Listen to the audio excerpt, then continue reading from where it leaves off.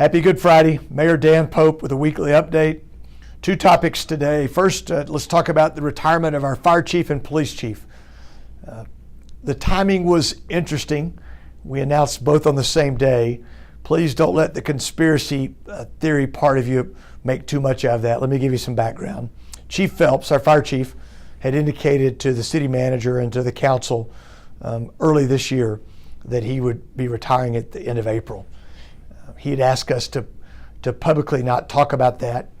He wanted to not serve as a lame duck chief, and we'd honored those wishes. Certainly within the fire department, it's been known that he's retiring, and he will retire. We'll honor him with a reception next Friday.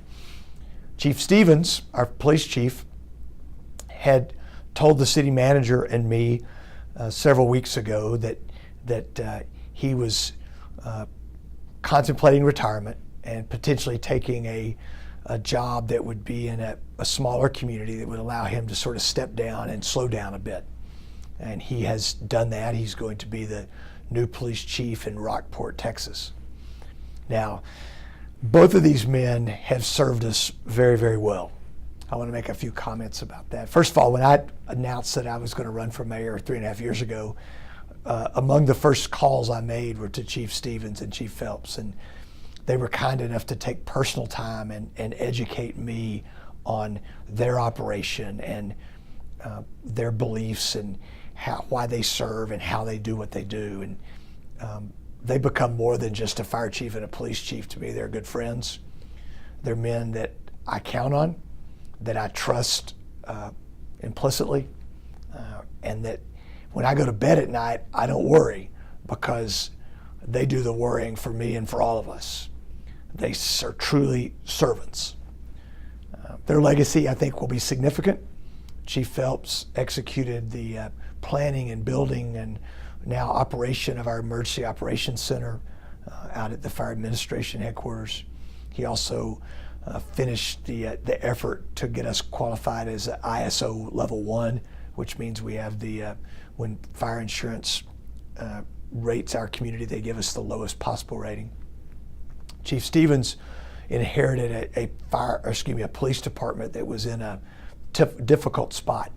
He restored trust, both inside the department, and maybe more importantly, in the city and among voters, citizens, and with the media. The culture that both of these men have created will outlive them. These will not be difficult jobs to fill. They are jobs that people will line up for because I believe both of these operations are in a very, very good spot. I hope you'll take time to read a bit about both of their careers. We've talked many, many times about the work that we've done with Chief Stevens around our public safety improvement and our decentralizing or community policing strategy. That goes forward. We'll bid these guys adieu. Chief Phelps in April, Chief Stevens at the end of May. Second thing, property tax reform efforts in the legislature. If you followed the news this week, the Senate was able to pass their version of the property tax bill and send it to the House. The House has not passed their version yet. There's still about a third of the session left. Most of the work gets done in that last third from a standpoint of passing bills. My stance on this remains the same.